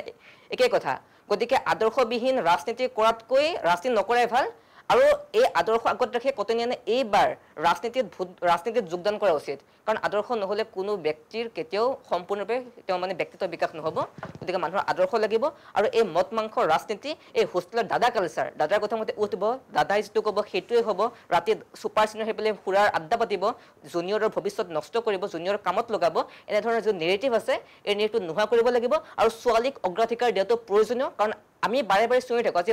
নাৰী সবলীকৰণৰ কথা চিঞৰ আমাৰ বহুত ছুপাৰ চিনিয়ৰ দাদাবিলাকে টেলিভিশ্যনৰ টকশ্বত আহি পেলাই এটা কথা কয় যে নাৰী আগবাঢ়ি গৈছে নাৰী সবলীকৰণৰ কথা কয় কিন্তু সেই দাদাবিলাকে যেতিয়া আমি দেখা পাওঁ যে কটনৰ ৰাজনীতিত GS প্ৰেচিডেণ্ট ছোৱালীক খেলাই কিন্তু সুৰৰ মানে দৃষ্টান্ত আছে গতিকে মহিলাক আগবাঢ়ি যাবলৈ আজি দাদাবিলাকে দেখুৱাই দিব লাগিব তেওঁলোকক কেৱল মাত্ৰ সেই ডিঙিৰ শিৰফালে টকশ্বত সেই ক'লে নহয় নাৰী সবলীকৰণৰ কথা তেওঁলোকক বাট দেখাব লাগিব সেই বাটত আগবাঢ়ি যাবলৈ তেওঁলোকক অনুপ্ৰেৰণা যোগাব লাগিব তেতিয়াহে প্ৰকৃতাৰ্থত কটন বিশ্ববিদ্যালয়ৰ ৰাজনীতি মুক্ত ৰাজনীতি আৰু মুক্ত স্বাধীন চিন্তাভাৱে চিন্তা কৰাৰ পৰা ৰাজনীতিৰ সৃষ্টি হ'ব আৰু তেনে নিৰ্বাচন আমি বিচাৰোঁ তেনে নিৰ্বাচন আমাৰ কাম্য মই কপিলে বহুকেইটা কথা ক'লে কিবা ক'ব বিচাৰিছিলে হয় নিশ্চয় মই কপিলৰ কথাখিনিত কিছু ক্ষেত্ৰত সন্মতি প্ৰদান কৰোঁ আৰু দুই এটা কথা সংযোজন কৰিব বিচাৰোঁ কটনিয়ানৰ আদৰ্শৰ ৰাজনীতিৰ কথা কপিলে ক'লে কিন্তু কটনিয়ানে সেই আদৰ্শ ৰাজনীতি কৰাৰ আগতে প্ৰথমতে কটনৰ সমস্যাসমূহ সমাধান কৰিব লাগিব কটন বিশ্ববিদ্যালয়ত আমি কোনোদিনে হয়তো বহুত ছাত্ৰ ছাত্ৰী আহে ৰাজনীতি কৰিম বুলি আহে কিন্তু আমি প্ৰথমতে আহিছিলোঁ পঢ়িম বুলি আমি সেই হিচাপে পৰীক্ষাও দিছিলোঁ কিন্তু কিছু সময়ত মই দেখিবলৈ পাওঁ কপিল বৰ্তমান তৃতীয় ষান্মাসিকৰ ছাত্ৰ তেখেতৰ কিছুদিন পূৰ্বে দ্বিতীয় ষান্মাসিকৰ ৰিজাল্ট দিছে তেওঁৰ বহুতখিনি সতীৰ্থত ৰিজাল্টৰ খেলি মেলি হৈছে তাৰ কাৰণে আমি প্ৰতিবাদ কৰিছিলোঁ বহুখিনি ছাত্ৰ ছাত্ৰীৰ ৰিজাল্ট সময়মতে নোলায় মোৰ লগৰে বহুখিনি ছাত্ৰৰ এনেকুৱা হৈছে মই UG কমপ্লিট কৰি যেতিয়া মাষ্টাৰ্ছলৈ আহোঁ মোৰ লগৰ বহুতৰ ৰিজাল্ট সময়মতে নোলোৱা কাৰণে তেওঁলোকে মাষ্টাৰ্ছত এডমিশ্যন ল'ব নোৱাৰিলে এনেধৰণৰ আমি দৃষ্টান্ত দেখা পাওঁ সেইখিনি সমস্যা সমাধান কৰি কটনত ৰাজনীতি হ'ব লাগে আমাৰ ইউনিয়ন মেম্বাৰসকলৰ কটনত বিভিন্ন ধৰণৰ প্ৰগ্ৰেম পতা বা বিভিন্ন ধৰণৰ পলিটিকেল এজেণ্ডা বিয়পোৱাতকৈ মুখ্য কাম হ'ব লাগে কটনৰ ছাত্ৰ ছাত্ৰীৰ হিতৰ কাম লগতে কপিলে ক'লে যে হোষ্টেলত গিটাৰ পাইছে ক্ৰিকেট বেট পাইছে সেইবোৰ ব্যৱহাৰ কেনেদৰে হৈছে সেইটো কথা মই কপিলক মনত পেলাই দিব বিচাৰিম বিগত 4টা বছৰ ধৰি মই যিখন ছাত্ৰাবাসত বসবাস কৰি আছোঁ সেইখন ছাত্ৰাবাসে ক্ৰিকেটত গ'ল্ড মেডেল লৈ আনি আছে ভাৰ্চিটি উইকত বেষ্ট কালচাৰেল হোষ্টেলৰ খিতাপ লাভ কৰি আহিছে বিগত 4টা বছৰ ধৰি চ' আমাৰ হোষ্টেলত দবা গিটাৰ আনকি জাইলোফোনৰ দৰে ইনষ্ট্ৰুমেণ্ট থকাটো বহুত সামান্য কথা বহুত সাধাৰণ কথা আমি আমাৰ ক্ৰিকেট প্ৰেমী বহুত ছাত্ৰ ছাত্ৰী আছে সো আমাৰ হোষ্টেলত ক্ৰিকেট বেট এখন নহয় দুখন তিনিখন থকাটো বহুত স্বাভাৱিক কথা আমি ভলিবলৰ প্ৰশিক্ষণ কৰো আমাৰ হোষ্টেলত ভলিবল থকাটো বহুত সাধাৰণ কথা এইখিনি মই ক'ব বিচাৰো কোৱেশ্চন মই আসলতে মই এছএনবিসি বুলি কোৱা নাই আৰু প্ৰত্যেকখন হোষ্টেল আজি আৰ্কিবতো থাকিব পাৰে কিন্তু মই এটা কথাই কওঁ যে এটা কলমেৰে আমি লিখিব পাৰো আৰু কলমেৰে কিবা খানি খুচি আঘাত কৰিব পাৰো গতিকে আমাৰ কৰ্তব্য হ'ব আমি সেই কলমটো কেতিয়া ব্যৱহাৰ কৰিম মই আজি এছএনবিসি টাৰ্গেট কৰা নাই আজি সমান্তৰালকৈ সব হোষ্টেলত সেইসমূহ ইনষ্ট্ৰুমেণ্ট আছে সেইসমূহ ইনষ্ট্ৰুমেণ্ট সেই আৱাসখিনিক কিদৰে ব্যৱহাৰ কৰে আজি যদি মই যদি কোনো হোষ্টেলত যদি যাওঁ যে মই যদি সেই বেটখন যদি কাৰোবাক যদি প্ৰভাৰ কৰোঁ সেইটো মোৰ মানসিকতা গতিকে সেই মানসিকতাটো কাৰ কেনেকুৱা সেইটো ব্যক্তিভেদে ভিন্ন গতিকে মানসিকতা কটনিয়ানৰ নাই বুলি আমি বিশ্বাস কৰোঁ মই কপিলক ধন্যবাদ জনাইছোঁ এতিয়া আহিছোঁ তন্ময়ৰ ওচৰলৈ আৰু তন্ময়ক পোনপটীয়াকৈ মই এটা কথা সুধিব বিচাৰোঁ যে যিহেতু কটন বিশ্ববিদ্যালয়ৰ এগৰাকী ছাত্ৰ নিৰ্বাচনৰ সময়ত এনেধৰণৰ গণ্ডগোলবোৰ হৈ থাকে তন্ময় সেয়াও দেখি আছে তন্ময়ে নিৰ্বাচন খেলাৰ কিবা পৰিকল্পনা কৰিছে চক নিৰ্বাচন খেলাৰ পৰিকল্পনা হেনেকে কাৰো নাথাকে কিন্তু যেতিয়া আমি সমস্যাবোৰ দেখো কটনত আহি পেলে দীপশেখৰ দাই কোৱাৰ নিচিনা ৰিজাল্ট নোলাই ইউজি আপোনাৰ থাৰ্ড সেমৰ ৰিজাল্ট ওলোৱা নাই ইউজি ফাৰ্ষ্ট সেমত যোনখিনি ষ্টুডেণ্টছ এনৰোল হৈছে তেখেতসকলৰ আইডি কাৰ্ড আজিলৈ দিব পৰা নাই ইভেন ইউজি থাৰ্ড সেমৰ আইডি কাৰ্ড দিব পৰা নাছিল আজি দুদিনমান আগতে মই যদি ভুল কোৱা নাই দুদিনমান আগতে কৰি আইডি কাৰ্ডবোৰ আনাৰ ব্যৱস্থা কৰিছিল আইডি কাৰ্ড দিছে কটন বিশ্ববিদ্যালয়ৰ নিচিনা এখন ইমান ডাঙৰ ইউনিভাৰ্চিটি এখনত নিজৰ প্লেগ্ৰাউণ্ড এখন নাই মই যোনখন স্কুলত পঢ়িছিলো সেই স্কুলখনত কটন বিশ্ববিদ্যালয়তকৈ ভাল প্লেগ্ৰাউণ্ড আছিল কটন বিশ্ববিদ্যালয়ত এখন নিজৰ প্লেগ্ৰাউণ্ড নাই আমাৰ যেতিয়া ভাৰ্চিটি উইকত ফুটবল মেটচ পতা হয় তেতিয়া পতা হয় CM যোনখন আমাৰ হোষ্টেল আছিল তাৰে যোনখন আগৰ ফালে যোনখিনি বাকৰি আছে যোনখন চোতাল আছে তাতে ফুটবল মেটচ পতা হয় মোৰ স্কুলত কিজানি তাতকৈ ভাল ফুটবল মেটচ হৈ গৈছিলে গতিকে কটন বিশ্ববিদ্যালয়ৰ যোনটো আমাৰ স্পৰ্টছৰ যোনটো মানে স্পৰ্টছৰ যোনটো আমাৰ যেনেকৈ আমি পাব লাগিছিল সেনেকৈ ল'ৰা ছোৱালীখিনিয়ে পাইছেনে আন্তঃগাঁথনিৰ অভাৱ সেইটো কথা কেণ্টিনৰ আপোনাৰ অভাৱ এখন কেণ্টিনে আছে সেই কেণ্টিন আমাৰ ৬,০০০ কটনিয়ান আপুনি যেনেকৈ ক'লে ৬,২৮৮ হয় এপ্ৰক্সিমেটলি আপোনাৰ ধৰক ৬,০০০ গতিকে ৬,০০০ কটনিয়ানৰ কাৰণে মাত্ৰ দুখন কেণ্টিন সাফিচিয়েণ্ট হয় নেকি সেইবোৰ কথা আমি পাতিব লাগিব আজি কটনত বাছ ছাৰ্ভিচ এখন নাই গুৱাহাটী ইউনিভাৰ্চিটিত বাছ ছাৰ্ভিচ আছে কটন ১২৫ বছৰতকৈ বেছি হৈ গ'ল কিয় বাছ নাই সেইবোৰ কথা আমি নাপাতো কটন বিশ্ববিদ্যালয়ৰ আজি আমি আহিছোঁ ১২৫ বছৰ এই ১২৫ বছৰত কটন ইউনিভাৰ্চিটি ভৰি দিলে সদায় এটা পলিটিক্সে হয় কটন ইউনিভাৰ্চিটি যে আমি ক্ল'জ কেম্পাছ কৰিম ক্ল'জ কেম্পাছ আজিলৈ কিয় দিব পৰা নাই গভৰ্ণমেণ্টে সেইটো আমি কেতিয়াও কথা নাপাতো ক্ল'জ কেম্পাছ চাওক ক্ল'জ কেম্পাছটো হ'বৰ কাৰণে তাতে বহুত প্ৰচিডিউৰ থাকে GMCৰ পাৰ্মিশ্যন ল'ব লাগিব DCৰ পাৰ্মিশ্যন ল'ব লাগিব তাতে আপোনাৰ ডকুমেণ্টেশ্যনৰ বহুত বস্তু থাকিব সেইবিলাক নোহোৱাকৈ আমি যেতিয়া KBRৰ মঞ্চৰ পৰা চিঞৰি যেতিয়া কম যদি আমুক বা তামুক আমি যদি নিৰ্বাচিত হওঁ মই ১ বছৰৰ ভিতৰত ক্ল'জ কেম্পাছ কৰি দিম সেইটো সম্ভৱ নেকি কওকচোন গতিকে আজি ১২৫ বছৰ হ'ল আজিলৈ ক্ল'জ কেম্পাছ যে দিব পৰা নাই আজিলৈও যে দুখন কেণ্টিনহে কটনত আছে আজিও যে এখন প্লেগ্ৰাউণ্ড নাই সেইবোৰ কথা আমি পতা উচিত আৰু তাৰ যেনেকৈ কপিলে ক'লে যে ইলেকশ্যন অহাৰ আগে আগে বিৰিয়ানী বিলাই বা আপোনাৰ এই আঠুৱা বিলাই গতিকে এইবোৰ বস্তু এতিয়া বন্ধ হ'ব লাগে আৰু মই কটনিয়ানকো এটা আহ্বান জনাম যে আমি যেতিয়া এজন কেণ্ডিডেট চুজ কৰোঁ আমি কেণ্ডিডেটজনৰ পাৰ্চনেলিটি চাই আমি কেণ্ডিডেটজন কিমান ইণ্টেলেকচুৱেল হয় কেণ্ডিডেটজনে কিমান কথা ক'ব পাৰে আমি সেইটো চাই আমি কেণ্ডিডেটজনক ভোট দিব লাগে এইটো নহয় যে আমি কোনোবা কেণ্ডিডেটজনে 5 পেকেট বিৰিয়ানী লৈ আহিব আহি পেলাই দুজন মানুহক বিলাই দি এখন ফটো ফেচবুকত আপলোড কৰি দিব মই সহায় কৰি আছোঁ হৈ গ'ল কালি তেখেত GS হৈ গ'ল GS হৈ যোৱাৰ পিছত কি হ'ব তেখেতেতো যেনেকৈ তেখেতে বিৰিয়ানী বিলাইছে তেখেতে সেই কামটোৱেতো কৰিবতো তেখেতেতো ভাল কামটো নকৰিব গতিকে এইবিলাক বস্তু এতিয়া কটনত বন্ধ হ'ল আৰু মই যিহেতু কোনো সংগঠন বা কোনো ৰাজনৈতিক দলৰ কোনো মই মেম্বাৰো নহয় মই জাষ্ট এজন সাধাৰণ কটনিয়ান মই আৰু এটা কথা ক'ব বিচাৰিম এই কটনত মানে কিছুমান ধৰক ছাত্ৰ ছাত্ৰী আহে তেখেতসকলে নিজৰ পলিটিকেল কেৰিয়াৰ মানে পলিটিকেল কেৰিয়াৰ গঢ়িবৰ কাৰণে আহে মানে আপোনাৰ কোৰ পলিটিক্সত যাব সেই কাৰণে কটনত মানে মই জিএছ হলো বা মই প্ৰেচিডেণ্ট হলো মোৰ ওপৰত কোনোবা দাদা এজনক মই দিছপুৰত আমি কি কামত আহিব লাগে জিএছ বা প্ৰেচিডেণ্ট হলে যে আমাৰ কটনত যে এখন প্লেগ্ৰাউণ্ড নাই প্লেগ্ৰাউণ্ডখনৰ কথা ক'ব আহিব লাগে আমি সেই কামত নাহে জিএছ প্ৰেচিডেণ্ট হলে জিএছ প্ৰেচিডেণ্ট হৈ যোৱাৰ লগে লগে দিছপুৰত আহে যে মই কেনেকৈ বিজেপিৰ প্ৰেচিডেণ্ট হ'ব পাৰোঁ বা মই কেনেকৈ আমুক এটা দলৰ বা যিকোনো এজিপিয়ে হওক যিকোনো এটা ৰাজনৈতিক দলৰ মই কেনেকৈ এটা মানে কিবা এটা পজিশ্যনত যাব পাৰোঁ সেই কামত দিছপুৰলৈ আহে কিন্তু কেতিয়াও ভাল কামত নাহে যে আমি যে কটনিয়ানৰ বাবে যে এখন প্লেগ্ৰাউণ্ড লাগে কটনিয়ানৰ বাবে যে হোষ্টেলৰ আমাৰ অৱস্থা একদম বেয়া হৈ গৈছে হোষ্টেলবিলাকৰ অৱস্থা যে ঠিক কৰিব লাগে সেইবিলাক কাৰো গুৰুত্ব নাই কটনখনক খালি পলিটিক্স কৰি কৰি কৰি কৰি কৰি কৰি শেষ কৰি পেলালো আমি এই 125 বছৰে কটনখনক লৈ আমি কি সদায় ৰাজনীতিয়ে কৰি থাকিম নেকি মই বিচাৰো কটনত কল্যাণৰ ৰাজনীতি হ'ব লাগে কটনত উন্নয়নৰ ৰাজনীতি হ'ব লাগে কটনখনক লৈ আমি যদি এনেকৈ ৰাজনীতি কৰি থাকো এটা টাইমত এই আমাৰ যোনখন এতিয়া ইনষ্টিটিউশ্যন সেইখন এটা টাইমত শেষ হৈ যাব অসমৰ পৰা এখন মানে এতিয়াতো অলৰেডি মানে মানুহবিলাকে মানে কটনখনক লৈ মানে যোনবিলাক কিছুমানে কথা কয় মোৰ নিজৰ এজ এ কটনিয়ান হিচাপে মোৰ বেয়া লাগে কেতিয়াবা খুব দুখ লাগে কিন্তু আমাৰ উপায় নাই যোনবিলাক ঘটনা এতিয়া ঘটিবলৈ ধৰিছে এইবিলাক ঘটনাৰ পৰা আমি এতিয়া এইবিলাক হৈ গ'ল আৰু এইবিলাক এতিয়া আমি এইবিলাকৰ পৰা গুচি আহিব হ'ল এতিয়া এইবিলাক আমি আমাৰ যোনবিলাক এতিয়া আমাৰ ষ্টুডেণ্টছবিলাক আজিকালি আমি ইমান এডভান্স হেৰিত থাকি পেলাই যদি আমি এইবিলাক কথাত লাগি থাকোঁ গতিকে এইবিলাক খুব বেয়া লাগে গতিকে মই বিচাৰিম কটনত এখন উন্নয়নৰ ৰাজনীতি হওক আৰু কটনত ডেভেলপমেণ্টৰ ৰাজনীতি হওক কটনখনক ডেভেলপ কৰিবৰ বাবে ৰাজনীতি হওক নিজৰ মই বোলে জিএছ হ'ম প্ৰেচিডেণ্ট হ'ম আইফোন এটা কিনিম সেইটো ৰাজনীতি কটনত হ'ব নালাগে মই জিএছ হ'ম প্ৰেচিডেণ্ট হ'ম FZ বাইক এখন কিনি ঘূৰাই লৈ ফুৰিম কটনৰ চৌপাশত সেইবিলাক হ'ব নালাগে কটনত ৰাজনীতি হ'ব লাগে যে আমি কটনিয়ানখিনিক এই 6000 কটনিয়ানে মোক ভোট দিছে কটনিয়ানখিনিক মই কেনেকৈ মোৰ 1 বছৰ যদি মোৰ হাতত থাকে মোৰ এইটো দায়িত্ব হ'ব লাগে প্ৰত্যেকজন কটনিয়ান যোনে তেখেতে ইলেকশ্যনত মানে নিজৰ প্ৰতিদ্বন্দ্বিতা আগবঢ়াই তেখেতসকলৰ দায়িত্ব হ'ব লাগে যে মই এই 6000 কটনিয়ানৰ বাবে মই এই 1 বছৰ কাম কৰিম বুলি কৈছোঁ মই 1 বছৰ কাম কৰিমেই গতিকে মই ভাবোঁ কটনিয়ানৰ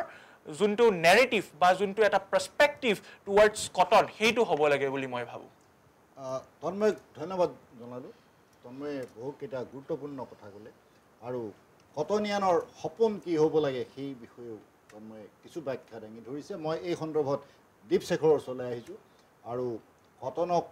আগবঢ়াই নিবলৈ বা কটনৰ এটা সুশৃংখলিত পথ ঠিক কৰিবলৈ যিখিনি অভাৱ অভিযোগ আছে সেইখিনি পূৰণ কৰিবৰ কাৰণে দীপশেখৰৰ কি আচলতে আপুনি চাওক তন্ময়ে বহুখিনি কথা ক'লে কটন বিশ্ববিদ্যালয় গুৱাহাটী চেণ্টাৰত আছে গুৱাহাটী 01 য'ত পিনক'ড আমাৰ আৰম্ভ হৈছে গুৱাহাটী 01 সেই গুৱাহাটী 01তে কটন বিশ্ববিদ্যালয়ত যোৱা 6 বছৰ ধৰি 3টা প্ৰজেক্ট এতিয়ালৈকে ইনকমপ্লিট কটন বিশ্ববিদ্যালয়ৰ geology building ARB hostel Mamoni Raisom Goswami hostel এই তিনিটা বিল্ডিং এতিয়ালৈকে কমপ্লিট হোৱা নাই আমাৰ একাডেমিক বিল্ডিং যোৱাটো বছৰত মুকলি হৈছে তাৰে ওপৰৰ দুমহলা এতিয়ালৈকে ক্লাছ কৰিব পৰা অৱস্থা হোৱা নাই ষ্টুডেণ্টৰ এতিয়াও বিভিন্ন ধৰণৰ একাডেমিক ৰিলেটেড প্ৰব্লেম হৈ আছে ইউনিভাৰ্চিটিত মোৰ কেতিয়াবা মই এইটো কথা ভালকৈ দাঙি ধৰিবৰ মন যায় ইউনিভাৰ্চিটি ষ্টুডেণ্টখিনিক নিজৰ একাডেমিক ৰিলেটেড প্ৰব্লেমত অথৰিটিয়ে ইমান গভীৰলৈ সোমাই থৈছে যে বহুখিনি উন্নয়ন নোহোৱা বস্তু তেওঁলোকে মাত মাতিবলৈ সময় নাপায় কিছুমান ষ্টুডেণ্টৰ বিভিন্ন সময়ত বেক লাগিছে নালাগিব লগা পেপাৰখনতো বেক লাগিছে কিছুমান ষ্টুডেণ্টে স্কলাৰশ্বিপৰ কাৰণে হাবাথুৰি খাই আহিছে আমি প্ৰত্যেকটো কথাতে মাত মাতি আছোঁ কিন্তু কোনোবা নহয় কোনোবাখিনিত আমাৰ এনেকুৱা দৃষ্টি হয় যে আমি আটাইতকৈ যিটো কাম আমাৰ আটাইতকৈ বেছি গুৰুত্বপূৰ্ণ হয় সেই সময়ত সেইটোৰ কাৰণে আমি প্ৰথমতে মাত মাতিব লগা হয় যাৰ কাৰণে কিছু সমস্যা আমি দাঙি ধৰিবলৈ ৰৈ যায় কটন বিশ্ববিদ্যালয়ত মই ইতিমধ্যে আপোনালোকক জনালোঁ 3টাকৈ বিল্ডিং অসম্পূৰ্ণ অৱস্থাত আছে ৰূপনগৰ কেম্পাছলৈ আপুনি এবাৰ গৈ চালে গম পাব কটন বিশ্ববিদ্যালয়ৰ ৰূপনগৰত এটা কেম্পাছ আছে তাত কি জৰাজীৰ্ণ অৱস্থা হৈ আছে তেনেধৰণৰ বহুত সমস্যা আছে কটন বিশ্ববিদ্যালয়ৰ এখন প্লেগ্ৰাউণ্ড নাই বুলি ক'লে আমি AECত গৈ ফুটবল মেটচ খেলিবলগীয়া হয় ভাৰ্চিটি উইকত এনেধৰণৰ অৱস্থা আচলতে হ'ব নালাগিছিল আমি 3 বছৰ ধৰি আন্দোলন কৰাৰ পিছত আমাৰ হোষ্টেলৰ ছাত্ৰাবাসৰ বাথৰুমবোৰ ঠিক কৰা হৈছে এইবোৰ কাম আচলতে ইউনিভাৰ্চিটি কৰ্তৃপক্ষই বিভিন্ন ধৰণৰ হেমাহি দেখাইছে ইউনিভাৰ্চিটি কৰ্তৃপক্ষই আচলতে আমাক উত্তৰ দিব পাৰিব লাগিছিল কিন্তু ইউনিভাৰ্চিটিয়ে আমাক এক একাডেমিক জঞ্জালৰ মাজত ফসাই দিবলৈ চেষ্টা কৰিছে শৈক্ষিক জঞ্জাল এখনৰ মাজত ফসাই দিবলৈ চেষ্টা কৰিছে আৰু এই ধৰণৰ যি বিকাশ হ'ব লাগিছিল সেইবোৰ নোহোৱাকৈয়ে থাকি ৰৈ গৈছে এইটো মই ক'ব বিচাৰিম আৰু এখন ইউনিয়নৰ এইটো দায়িত্ব হ'ব লাগে যে এইবোৰ যে দুৰ্নীতি হৈ আছে এইবোৰ যে অসম্পূৰ্ণ কাম ৰখি আছে এইবোৰ তেওঁলোকে মাতমাতক প্ৰতিজন ছাত্ৰ ছাত্ৰীৰ সমস্যা সময়মতে সমাধান হোক আচলতে বিভিন্ন ধৰণৰ সমস্যা হ'বই নালাগিছিল কটন বিশ্ববিদ্যালয়ৰ দৰে এখন বিশ্ববিদ্যালয়ত আমাৰ বিশ্ববিদ্যালয়ৰ যিটো এক্সামিনেশ্যন ব্ৰাঞ্চ তাত বৰ্তমান সময়ত আটাইতকৈ বেছি সমস্যা কপিল বা তন্ময়ে গম পাব বিভিন্ন ছাত্ৰ ছাত্ৰীৰ আটাইতকৈ বেছি সমস্যা হয় এক্সামিনেশ্যন ব্ৰাঞ্চত তাত কোৱা হয় যে তাত মানুহ নাই বুলি কোৱা হয় ৰিক্ৰুটমেণ্টৰ ষ্টুডেণ্টে কেতিয়াও নিদিয়ে ৰিক্ৰুটমেণ্টৰ এক্সাম হৈ যায় কিন্তু তাৰে শ্বৰ্ট লিষ্টেড যিখিনি মানুহ আছে তাৰে লিষ্টখন নোলায় বছৰ বছৰ ধৰি তেনেকৈ ৰৈ যায় ইউনিভাৰ্চিটিততো ৰিক্ৰুটমেণ্ট ষ্টুডেণ্টে নকৰে কৰিব অথৰিটি বা কৰিব আমাৰ ষ্টেট গভৰ্ণমেণ্টে সেইখিনি বস্তু আচলতে গুৰুত্ব দিবলগীয়া কথা বুলি মই ভাবোঁ হয় দীপশেখৰে বহুকেইটা গুৰুত্বপূৰ্ণ কথা ক'লে তেখেতৰ ওচৰলৈ মই পুনৰ আহিম আৰু কিছু কথা আছে আমাৰ পাতিবলৈ দীপশেখৰে যিখিনি অভিযোগৰ কথা ক'লে বা তন্ময়ে অকণমান আগতে যিখিনি অভিযোগৰ কথা উল্লেখ কৰিলে শেহতীয়াকৈ যোৱা দুদিনৰ পূৰ্বে কটন বিশ্ববিদ্যালয়ৰ একাংশ ছাত্ৰ ছাত্ৰীয়ে পাণবজাৰ আৰক্ষী থানাত উপস্থিত হৈ কেইবাটাও দাবী সন্দৰ্ভত এক স্মাৰকপত্ৰ প্ৰদান কৰাৰ কথা আমি সংবাদ মাধ্যমৰ মানুহে আমি গম পাইছোঁ তেখেতসকলে এই কথাও বিচাৰিছে যে কটন বিশ্ববিদ্যালয়ৰ চৌপাশক ন' হৰ্ণ জ'ন হিচাপে ঘোষণা কৰিব লাগে ইয়াত স্পীড লিমিট কৰিব লাগে যান বাহনৰ চলাচলৰ গতি নিয়ন্ত্ৰণ কৰাৰ ব্যৱস্থা কৰিব লাগে কটন বিশ্ববিদ্যালয়ৰ চৌহদৰ চাৰিআলি তিনিআলিসমূহত আৰক্ষী বাহিনীৰ লোক মোতায়েন কৰিব লাগে এনেধৰণৰ অভিযোগ লৈ দাবী লৈ আমাৰ ছাত্ৰ ছাত্ৰীসকল আৰক্ষী কাষ চাপিব লগা হৈছে এনেধৰণৰ ঘটনাবিলাক ঘটি আছে তাৰ মাজতে কটন বিশ্ববিদ্যালয় এনেদৰে চলি আছে যদিও আমি বহুতে আশা কৰি আছোঁ অসমৰ ৰাইজে আশা কৰি আছে সেই আশা যেন ক'ৰবাত অকণমান মৰহি গৈছে এনেধৰণৰ পৰিৱেশৰ সৃষ্টি হৈছে আমাক উদ্বিগ্ন কৰি তুলিছে সেইবাবেই আমি এনেধৰণৰ আলোচনা আজি কৰিবলৈ আগবাঢ়িছোঁ আমি এটা গুৰুত্বপূৰ্ণ বিষয়ত আলোচনা কৰি আছোঁ কটন বিশ্ববিদ্যালয় কিয় উত্তাল হৈছে আমি এই অনুষ্ঠানৰ সময় আমাৰ চমু চাপি আহিছে কিছু সময়ৰ পাছত আমি অনুষ্ঠানৰ পৰা বিদায় ল'ব লাগিব মই এতিয়া কপিলৰ ওচৰলৈ আহিছোঁ আৰু কপিলক এই কথা সুধিব বিচাৰিছোঁ যে এনেদৰেই কটন উত্তাল হৈ থাকিব নে ইয়াৰ এই উত্তালময় পৰিৱেশ নাইকিয়া হোৱাৰ কিবা উপায় ওলাব আচলতে দাদা আপুনি যিকেইটা কথা ক'লে যে কালি পাণবজাৰ থানাত দাবী উত্থাপন কৰি তেওঁলোকে দিছে প্ৰতিবেদন দিছে আচলতে মোৰ হাঁহি উঠে যেতিয়া আমাৰ প্ৰব্লেমখিনি দেখা দিয়ে কেৱল ইলেকশ্যনৰ আগত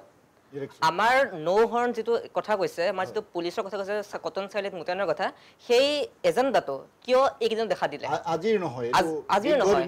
কটনখন তাত যেতিয়া আমি পুলিচ নেদেখোঁ যেতিয়া আমাৰ কটন বিশ্ববিদ্যালয়ত আমাৰ সকলোৱে জানো দীপশেখৰ দা আছে তন্ময় দা আছে সকলোৱে জানো যে আমাৰ কটন বিশ্ববিদ্যালয়ত শাৰীৰিকভাৱে সক্ষম বহু ছাত্ৰ ছাত্ৰী মানে অধ্যয়ন কৰে তেওঁলোকে হোষ্টেলৰ পৰা কটনলৈ আহিবলৈ যাতে ফুটপাথ নাই যেতিয়া তাত গাড়ী চলি থাকে সেই সময়ত এইবিলাক সমস্যা কিন্তু কেতিয়াও গৈ পেলাই থানাত গৈ নাপায় কেৱল ইলেকশ্যন সমাগতৰ কাৰণে কেইটামান মই কৈছোঁ জনপ্ৰিয়তাৰ বাবে কেইটামান ভোটৰ আশাত যেতিয়া এনেধৰণৰ কথাসমূহ যেতিয়া ৰাজনীতিকৰণ কৰে আচলতে এই যে আচলতে স্মাৰকপত্ৰ দিছে এয়া আচলতে এটা পলিটিকেল আপোনাৰ এজেণ্ডা এয়া কোনো ধৰণৰ তেওঁলোকে মানে যদি তেওঁলোকৰ সঁচাকৈ যদি এইখিনি প্ৰব্লেম ছল্ভ কৰিব মন আছিলে কিয় আগতে নগ'ল কিয় কেৱল মাত্ৰ ইলেকশ্যনৰ আগত গ'ল এই কথাটো আচলতে স্পষ্টকৰ কথা আৰু একেবাৰে হাস্যকৰ কথা এইটোৱে যেতিয়া কটন বিশ্ববিদ্যালয়ৰ সমস্যাসমূহ ইলেকশ্যনৰ আগত দেখা দিয়ে সেইদিনাখন MCB বিল্ডিং যিটো কটন MCB বিল্ডিং তাৰ এটা ল'ৰাৰ বাথৰুমৰ এখন ৱাল ভাঙি দিয়া হৈছে ইমান দিনে সেইটো ভঙা নহ'ল ইলেকশ্যনৰ আগত ভাঙি পেলাই একাংশই দিছে বোলে আজি ইউনিয়নে কি কৰি আছে কোনে ভাঙিছে কিয় ভাঙিছে কি মটিভেট হৈছে সেই আমাৰ বিচাৰ্য বিষয় নহয় কিন্তু ইমান দিনে নভঙাৰ পিছত ইলেকশ্যনৰ আগত কিয় ভাঙিলে কোনে ভাঙিলে সেইটোৱে বিচাৰ্য বিষয় কেতিয়াতো ভাঙা নাছিলে কিয় হ'ল গতিকে এনেধৰণৰ যেতিয়া পলিটিকেল এজেণ্ডাসমূহক লৈ পেলাই যেতিয়া শিক্ষাৰ্থীৰ সমস্যাক লৈ পলিটিকেল এজেণ্ডা বনাব তেওঁলোকে অতন উত্তাল হৈ থাকিব যেতিয়ালৈকে কোনো ছাত্ৰৰ এটা আদৰ্শগত ৰাজনীতি নাথাকিব, যেতিয়ালৈকে আদৰ্শ নোহোৱাকৈ কেৱল মদ মাংস ৰাজনীতিত উঠি ভাহি যাব, তেতিয়ালৈকে কটন উত্তাল হৈ থাকিব। কটন উত্তাল তেতিয়া নহ'ব যেতিয়া ছাত্ৰ ছাত্ৰীৰ সন্মুখত এটা আদৰ্শ থাকিব, যেতিয়া তেওঁলোকে বুজি পাব যে আমাৰ সমস্যা আমি যোনে মাত মাতি আমি তেওঁলোকক সমৰ্থন কৰিম। কেৱল মাত্ৰ তন্ময় কোৱাৰ দৰে যে আমি আইফোন এভিজেট বেকলৈ ঘূৰাই কিনে যদি আমি আইডল বুলি ভাবোঁ, তেতিয়া কেতিয়াও কটনৰ সেই সমস্যা দূৰ নহয়। গতিকে কটনৰ সমস্যা দূৰ কৰিবলৈ এটা আদৰ্শ থিৰাং কৰিব লাগিব আৰু সেই আদৰ্শৰ লগত আমি আগবাঢ়িব লাগিব। তেতিয়া কটনৰ উত্তালময় পৰিৱেশ নোহোৱা হ'ব। আৰু এনেধৰণৰ যি পলিটিকেল এজেণ্ডা, এই পলিটিকেল এজেণ্ডাসমূহ কেতিয়াও মাত্ৰ ইলেকশ্যনৰ আগত হ'লে নহ'ব। ইলেকশ্যনৰ যি মানে আগৰ পৰাই সমস্যাসমূহ দেখা দিয়াৰ আগতে ক'ব লাগিব। বছৰটো আন্দোলন কেৱল ইলেকশ্যনৰ আগত কৰিলে নহ'ব, আন্দোলন সমস্যা হওঁতে দেখা দিব লাগিব। কটনৰ সমস্যাসমূহ আগতে মাত দিব লাগিব। ইলেকশ্যনৰ আগত সেয়া পলিটিকেল এজেণ্ডা কৰি পেলাই সেয়া কোনোবা লাভৰ অংক কৰিলে সেয়া কিন্তু কটনে কেতিয়াও সহ্য নকৰে বা কটনে সেয়া বুজি উঠিছে এতিয়া। হয়, কপিলক ধন্যবাদ জনাইছোঁ। আমাৰ হাতত 2 মিনিট সময় বাকী আছে। এই শেষবাৰৰ বাবে মই দীপশেখৰৰ ওচৰলৈ আহিছোঁ আৰু দীপশেখৰক মই এই কথাটো ক'ব বিচাৰিছোঁ। আমি যিহেতু আলোচনাত আৰম্ভণিতে এই কথা কৈছোঁ, কটন বিশ্ববিদ্যালয় কিয় উত্তাল হৈ আছে সেই বিষয়ে আমি আলোচনা কৰিছোঁ আৰু দেৱাশিষ বৰ্মনৰ অভিযোগ সন্দৰ্ভত আমি আলোচনা কৰিছোঁ। এই সন্দৰ্ভত দেৱাশিষে বহুখিনি মন্তব্য দিছিলে। এই সন্দৰ্ভত সীতানাথ বৰ্ম চৌধুৰী ছাত্ৰাবাসৰ এগৰাকী আৱাসী হিচাপে অনুষ্ঠানৰ শেষত দীপশেখৰে কি কৰিব? আপোনালোকে যেতিয়া দেৱাশিষ বৰ্মন বুলি যিজন ব্যক্তিয়ে নিজৰ মন্তব্য দাঙি ধৰিছে, তেওঁৰ ছ'চিয়েল মিডিয়া চাব, তাত আপোনালোকে কিছুমান বস্তু দেখিব। প্ৰথমতে আপোনালোকে মন কৰক, যিটো ক্লিপ আপোনালোকে প্ৰথম নিউজৰ আৰম্ভণিতে দেখাইছিল, তাত ব্যক্তিজন সম্পূৰ্ণৰূপে সুস্থ অৱস্থাত আছে, কিন্তু তেখেতে মিডিয়াত কৈ থৈছে যে তেখেতৰ মূৰত গীটাৰেৰে আঘাত কৰা হৈছিল, পিঠিত গীটাৰেৰে আঘাত কৰা হৈছিল। ত' তেনেধৰণৰ কিবা এটা ঘটনা ঘটিছিল, তেখেতৰ মুখ গাত কিবা এটা চিন হয়তো থাকিব লাগিছিল। সেই ক্লিপটোতে তেখেতে হাঁহি হাঁহি বহুত কথা কৈছে। এজন মৃত্যুৰ ভয়ত থকা মানুহৰ কথা তেনেকুৱা ধৰণৰ আচলতে নহয় বুলি, চাইক'লজিটো তেনেকুৱা নহয় বুলি হয়তো মই ভাবোঁ। লগতে এটা ফটো খুব ভাইৰেল হৈছিল, তেখেতৰ MRI কৰি থকা ফটো। যদি বিজ্ঞানৰ ছাত্ৰ হয় বা সাধাৰণ মানুহে এইটো কথা নিশ্চিতভাৱে জানে যে MRI ৰুমৰ ভিতৰত কোনো ধৰণৰ ফটোগ্ৰাফী কৰিব নোৱাৰে, কোনো ধৰণৰ মেটেল প্ৰৱেশ কৰিব নোৱাৰে। আচলতে এইটো এটা সম্পূৰ্ণৰূপে ভেকভাওনাৰ সৃষ্টি কৰা হৈছে। বিভিন্ন ধৰণৰ সাধু কথা কটনিয়ানৰ সন্মুখত দাঙি ধৰিবলৈ চেষ্টা কৰা হৈছে। কিন্তু কটন আৰু কটনিয়ান ইমান মূৰ্খ নহয়। কটনিয়ানে সেই ব্যক্তিজনকো দেখিছে, ব্যক্তিজনক সবল ৰূপত কটনৰ কেম্পাছত ইলেকশ্যনৰ কেম্পেইনিং কৰি থকাও দেখিছে। কটনিয়ানে ইয়াৰ উত্তৰ কটনিয়ানে দিব। কটনিয়ানে তেখেতক যোৱা বছৰ কিয় ইলেকশ্যন খেলোৱা হোৱা নাছিল তাৰ কাৰণো কটনিয়ানে আগতেই জানে, আজি নহয় বহুত আগতেই জানে। কটনিয়ানে সেইটো নিজে ডিচাইড কৰিব যে তেওঁৰ লগত কি হ'ব। দীপশেখৰক ধন্যবাদ জনাইছোঁ। যিহেতু বিষয়টো এতিয়া আৰক্ষীৰ তদন্তৰ ভিতৰত আছে, সেই সন্দৰ্ভত আমি মন্তব্য কৰিবলৈ নাযাওঁ। আৰক্ষীয়ে তদন্ত কৰিব, তদন্তত সকলো সঁচা কথা ওলাব, আমি সেই আশা কৰিছোঁ। এটা গুৰুত্বপূৰ্ণ বিষয়ত আমি আজি আলোচনা কৰিলোঁ, কটন বিশ্ববিদ্যালয় কিয় উত্তাল হৈছে। মই দীপশেখৰ কলিতাক ধন্যবাদ জনাইছোঁ। মই ধন্যবাদ জনালোঁ কপিল দেৱগোস্বামী আৰু তন্ময় বৰুৱাক। মই ধন্যবাদ জনাইছোঁ আপোনালোকক ইমান সময় এই অনুষ্ঠান উপভোগ কৰি থকাৰ বাবে। এনেধৰণৰ অন্যান্য অনুষ্ঠান আৰু বিশদ বা বাতৰিৰ বাবে চাই থাকিব NA ভাৰত 24। এতিয়া অনুষ্ঠানৰ পৰা বিদায় লৈছোঁ, ভালে থাকিব।